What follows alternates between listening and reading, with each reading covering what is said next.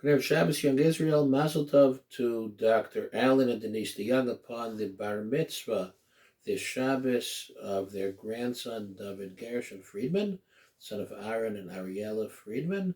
May Alan and Denise enjoy much nachas from their grandson, from their entire mishpacha, l'arch yamim v'shanim tovim, in good health.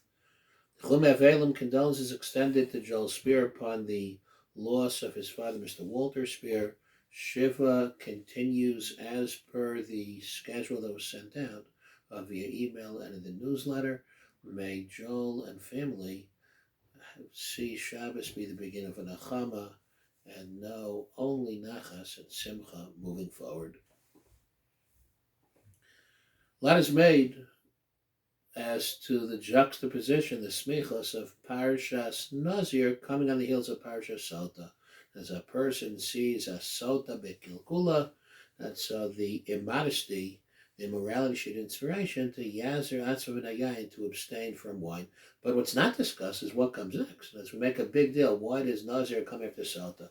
But after Nazir, then comes Birkas Konim. Why does Birkas Konim come after Nazir? It doesn't seem to be all that related. Explains the Ksav Sofer as follows, a beautiful idea. Hashem commands, Vaydaber Hashem el Moshe lemor, Daber el Aaron ve'el banav lemor. Command Aaron and his sons, telling them, Ko sivarchu, like this. It's going to be like this. So it explains the Ksav Sofer, the antecedent is referring back to the behavior of the Nazir, where the Nazir voluntarily decided to refrain, to hold back from indulging in wine. He could have, it's not prohibited, but he decided voluntarily to refrain from grapes, from wine consumption. This is a little bit extremist. You don't have to do. However, explains the Ksav Sofer, Ko sivarchu, along the lines, like this, like the Nazir, who voluntarily held back, Ko sivarchu, similarly, Ko sivarchu es b'nei Yisrael, amor lohem, that yivarechecha Hashem, that Hashem should bless you with plenty. You should have a lot. However, v'yishmerecha, he should guard you, that you have the ability to voluntarily withhold, indulge from indulging in all of his brachos. You should have a lot, but just because you have access to everything doesn't necessarily mean that a person has to indulge in everything. As the Chumash warns, that's lest by Yishman Yeshurun Vayevat, that's lest we become overly satiated and in the course of doing so forget Hashem.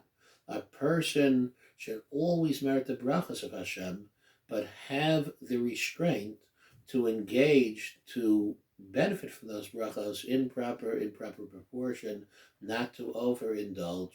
As this is the Kos of Archu coming on the heels of the extreme behavior of the Nazir. That's too much, but a little bit of understatement. They're not taking everything that one can possibly take from the brachas of Hashem. So that's healthy, and that in fact is itself a bracha. The Shulchan in the Mishkan, in the Beis HaMikdash, was gold, and yet, says the Ksav Sofer, we know the Shulchan didn't contain steak. What was placed on the Shulchan? It held lechem hapanim, that's simple bread, reminding us that even though there's a gold table, it's a Shulchan of Malachim, of kings, everything was open, everything was all a possibility.